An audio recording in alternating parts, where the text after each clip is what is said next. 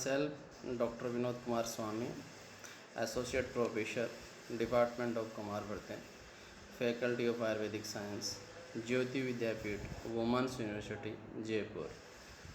Today we are discussing about lactose intolerance. Lactose intolerance क्या होता है, आज हम उसकी बात करने वाले हैं। तो व्हाट इज़ लैक्टोज? लैक्टोज क्या है? तो lactose is a disaccharide of beta D galactose and beta D glucose in beta linkage. हमारा जो शरीर में कार्बोहाइड्रेट का जब पाचन होता है, जो भी हम कार्बोहाइड्रेट खाते हैं वो पॉलीसेकेराइड के रूप में रहता है। जब उसका डाइजेशन होता है तो वो डाइसेकेराइड में देन मोनोसेकेराइड। तो lactose is a disaccharide of lactose and glucose, दोनों के मिलने से ये लैक्टोज बनता है। और लैक्टोज एक प्रकार की शुगर है जो कि ह्यूमन मिल्क में या एनिमल मिल्क में पाई जाती है। इसकी जो क्वांटिटी है 200 मिलीमोल पर लीटर ये देखने को मिलती है।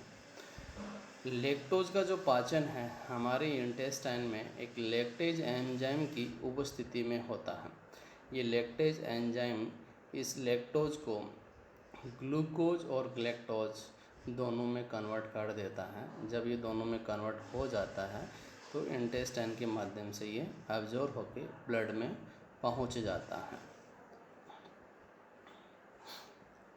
अब बात आती है कि हम जो खाना खाते हैं या भोजन करते हैं उनमें किन किन में लैक्टोज होता है। स्टफ्स है, fresh, scheme, non fat and condensed milk. मुख्य जो प्रोडक्ट है हमारा मिल्क है, या यूँ कहें dairy and dairy products, cream, yogurt, cheese, processed food, stuffing, salad dressing, aids. तो हमारे जो डेली लाइफ में जो भी डेयरी एंड डेयरी प्रोडक्ट्स होते हैं उनमें ये लैक्टोज पाया जाता है। अब बात करते हैं कि what is lactose intolerance. Lactose हमारी बॉडी में टॉलरेट नहीं होता है या यूँ कहें डाइजेस्ट नहीं होता है तो उसको हम लैक्टोज इंटॉलरेंस बोलते हैं। तो लैक्टोज इंटॉलरेंस का जो मुख्य कोज है वो लैक्टेज एंजाइम की कमी है या लैक्टेज एंजाइम का कम सिक्रीशन होना है। इससे आपका लैक्टोज का पाचन प्रॉपर नहीं होगा जो कि एक शुगर में पाया जाता है। तो lactose intolerance not a allergy because it is not a immune response but cause by lactase deficiency. जिस तरह के जो सिम्टम हमें देखने को मिलते हैं तो हमें ऐसा लगता है कि हमारे शरीर का जो इम्यून सिस्टम है वो रिएक्शन कर रहा है, लेकिन ऐसा इसमें नहीं पाया जाता। जनरली ऐसा जो है काउ मिल्क एलर्जी में देखने को मिलता है कि वहाँ पे इम्यून सिस्टम का रेस्पॉन्स होता है, उसके आधार पे ये देखने को मिलता है। अब लैक्टोज इंटॉलरेंस की हम बात करें तो ये मैनी एज ग्रुप में पाया जाता है, अलग अलग पॉपुलेशंस में पाया जाएगा। बच्चों में विशेष तौर से ये देखने को मिलेगा। हम स्पीशीज़ की यदि बात करें तो अफ्रीकन, जैविस, हिस्पैनिक, एशियन, मिडल ईस्टर्न और नेटिव अमेरिका के लोगों में ज़्यादा मिलता है। Caucasians are risk of developing intolerance, और कॉक्सियन है उनमें होने की संभावना है, यह भी हमें देखने को मिलता है। किसी भी एज ग्रुप और किसी भी पॉपुलेशन और देश के या विदेश या पूरे संसार के किसी भी कोने में ये पाया जा सकता है। प्रमुख सिम्टम की या प्रमुख लक्षणों की यदि हम बात करें, जब ये डाइजेस्ट नहीं होता है, लैक्टोज का पाचन जो है जब होता है ग्लैक्टोज एंड ग्लूकोज में होता है, दोनों ही बॉडी में अब्जॉर्ब हो जाते हैं। जब लैक्टोज का प्रॉपर पाचन नहीं होता है तो वो लैक्टिक एसिड और अन्य एसिड्स में कन्वर्ट हो जाता है। और लैक्टिक एसिड या यूँ कहें लैक्टोज के साथ जो इंटेस्टाइन में रहने वाले बैक्टीरिया हैं, small intestine and large intestine special, उनमें जो बैक्टीरिया रहते हैं वो लैक्टोजन के साथ रिएक्शन करके और तरह तरह की गैसेस का प्रोडक्शन करते हैं, specially hydrogen and sulphur gases. अब ये गैस है एब्डोमेन में इकट्ठी हो जाती है, इसलिए पेशेंट में एब्डोमिनल ब्लोटिंग और क्रैम्प्स पाए जाते हैं। यूँ कहें कि पेट में पेट फूलना और मरोड़े जैसे महसूस होता है। फ्लूटेंस, आफरा आना, डायरिया, इंडाइजेशन के कारण डायरिया हो जाता है, दस्त लगते हैं, नोजिया, उल्टी का समन होना और रम्बलिंग स्टोमक, आपके स्टोमक में भी एक प्रकार का उभार देखने को मिलेगा। और बड़ों में ये करें वोमिटिंग भी पाई जा सकती है, चिल्ड्रंस में ऐसा देखने को नहीं मिलता। ये इनडाइजेस्ट लैक्टोज के सिम्टम हैं। अब हम बात करते हैं लैक्टेज के क्या प्रकार हैं या कितने टाइप्स का ये देखने को हमें मिलता है। तो first is primary lactase deficiency. Generally इसमें एंजाइम या तो अब्सेंट होता है या एंजाइम कम पाया जाता है, जो जितना सिक्रीशंस होना चाहिए उतना सिक्रीशंस नहीं होता। यहाँ पे जो यदि हम स्मॉल इंटेस्टाइन की बात करें तो जो जेजुनम की जो मॉर्फोलॉजी है वो नॉर्मल पाई जाती है। इस प्रकार का जो है लैक्टेज की डेफिशिएंसी है वो कॉक्सिन ग्रुप में ज़्यादा देखने को मिलता है और विशेष तौर से अडल्ट में। सेकेंडरी लैक्टेज डेफिशिएंसी की यदि हम बात करें तो इसको ट्रांजिट लैक्टेज डेफिशिएंसी भी बोला है, due to small intestine mucosal disease. आपकी जो स्मॉल इंटेस्टाइन की जो म्यूकोजा है उनकी डिजीज़ के कारण होता है। कई बार ट्रॉमा लग जाता है, कई बार इन्फेक्शन होता है उस पार्ट में, या सर्जरी के फलस्वरूप कई बार डेड्यूनेक्टोमी, जेजुनेक्टोमी इस तरह की चीज़ें कर दी जाती हैं। जब सर्जरी कर देने से उस पार्ट को रिमूव कर दिया जाता है, तो जब वो पार्ट रिमूव हो जाता है तो लैक्टोज एंजाइम का प्रोडक्शन नहीं हो पाता, और लैक्टोज एंजाइम का जब प्रोडक्शन नहीं होगा तो लैक्टोज का पाचन भी नहीं हो पाता है। और ये जनरली ये कह रहे हैं कि इस प्रकार का जो को रिलेशन या ऐसा संबंध पाया जाती है सीलियक डिजीज़ के साथ में। सीलियक जो है एक प्रकार की गेहूं से होने वाली एलर्जी है। गेहूं में पाए जाने वाला एक ग्लूटीन प्रोटीन होता है, उसके खिलाफ जो है शरीर में एलर्जी पैदा होती है, ये देखने को हमें मिलता है। Third is congenital, that means after birth, ये आपको देखने को मिलेगा, जन्म के साथ ही बच्चों में पाया जाता है, लेकिन दैट इज़ वेरी रेयर। और ये ऑटोसोमल रेसेसिव डिसऑर्डर है। दैट मीन्स मदर और फादर यदि दोनों अफेक्टेड हैं, दोनों ही एज ए कैरियर होते हैं, जब दोनों की कॉन्संगुइनिटी तुल्य गोत्रीय या तुल्य गोत्रीय विवाह हो जाता है तो उससे उत्पन्न होने वाले संतान में ये देखने को मिलता है। जब दोनों एक क्रोमोसोम्स पे दोनों जीन यदि एक साथ होंगे, दैट मीन्स होमोजाइगस कंडीशन में जब जीन होंगे, क्योंकि रेसेसिव जो प्रकार के जो करैक्टर्स होते हैं वो अपना जो सिम्टम है होमोजाइगस कंडीशन में ही एक्सप्रेस कर पाता है। तो इस प्रकार के जो सिम्टम हैं वो फर्स्ट पीरियड से ही आपको पता चल जाएगा। जो कंजेनिटल लैक्टोज इंटॉलरेंस है, that is a very serious order, क्योंकि बच्चा जब पैदा होता है उसको शुरुआत से ये कंडीशन देखने को मिलती है। तो बच्चे की ग्रोथ के लिए दूध एक बड़ा इम्पोर्टेंट रोल है, that is a complementary food for a child. जब बच्चा दूध नहीं पी पाएगा तो बच्चे जो है फेलियर टू थ्राइव हो जाता है, तो बच्चे की प्रॉपर ग्रोथ नहीं होती, ग्रोथ फिजिकली एंड मेंटली दोनों प्रकार से नहीं होती। इस प्रकार के बच्चों को हम लैक्टोज फ्री फॉर्मूला फीड्स देते हैं। अब आप इसका डायग्नोसिस किस प्रकार करेंगे, दैट इज़ वेरी इंपॉर्टेंट। आप किस प्रकार डायग्नोसिस करते हैं। अब हम ये बात कहें कि पेशेंट को दूध या दूध से बनी हुई चीज़ें, डेयरी या डेयरी जो प्रोडक्ट्स हैं उनको बंद कर देना चाहिए। जैसे ही आप इन डेयरी प्रोडक्ट्स को बंद करते हैं, पेशेंट में फ्लूटेंस यानी आधमान, एब्डोनल पेन, डायरिया, इस प्रकार के सिम्टम सबसाइड हो जाते हैं। That is food elimination test. हम डाइट से हम क्या कर रहे हैं, एक प्रकार को लैक्टोज फ्री हम डाइट दे रहे हैं।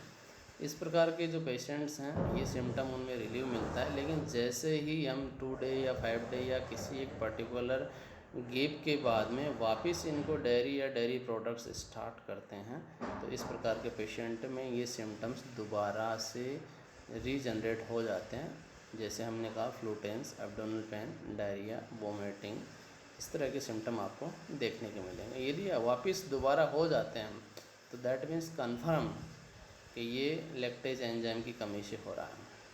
Second is familial history.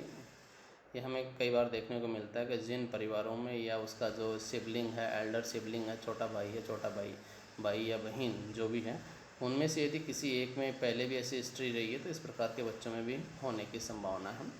और थर्ड टेस्ट इज़ यदि कोई सर्जरी हुई है क्या, गैस्ट्रेक्टोमी हुई है, डेड्यूनेक्टोमी हुई है या जेजुनेक्टोमी है, इंटेस्टाइन में कोई भी एक पार्ट रिमूव किया गया है क्या, या इस तरह के या पाइलोरिक स्टेनोसिस का ऑपरेशन हुआ है। पर्टिकुलर हम ये बात करेंगे बच्चे की कोई मेजर सर्जरी हुई है कि जीआईटी से रिलेटेड, ये पूछना ज़रूरी है।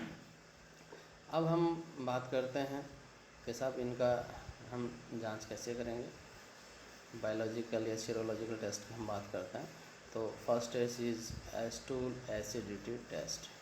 तो दैट मीन्स जनरली जो स्टूल की पीएच होती है वो एल्केलाइन नेचर की होती है। यहाँ पे हम देखते हैं कि पेशेंट की जो स्टूल की पीएच है वो आपको एसिडिक मिलेगी। अब ऐसा क्या होता है कि पेशेंट की जो स्टूल की जो पीएच है आपको एसिडिक मिलेगी। कारण ये है कि जब आपका लैक्टेज एंजाइम की कमी है तो लैक्टोज का प्रॉपर डाइजेशन नहीं होता है। जनरली प्रॉपर डाइजेशन होता है तो वो ग्लूकोज और लैक्टोज में कन्वर्ट होता है।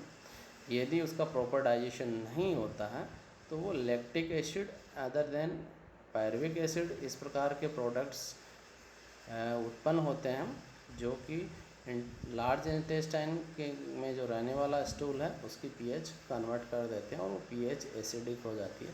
तो इस प्रकार का जो पेशेंट्स हैं उसका हम लिटमस पेपर से भी आप डायरेक्ट टेस्ट कर सकते हैं कि stool acidity test, that is confirmation of lactose intolerance.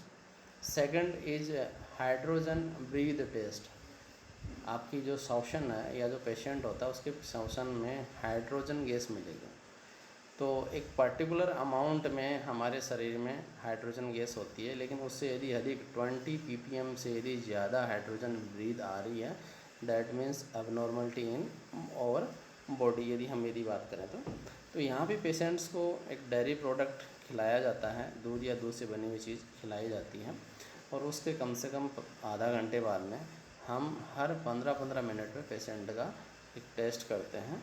तो हम पेशेंट का जो एक्सपीरेशन हो रहा है उसकी जो एयर है उसको एक बैग में स्टोर करते हैं और हर 15 मिनट में उस पेशेंट की जो एयर है उसकी हाइड्रोजन गैस का सेचुरेशन देखते हैं।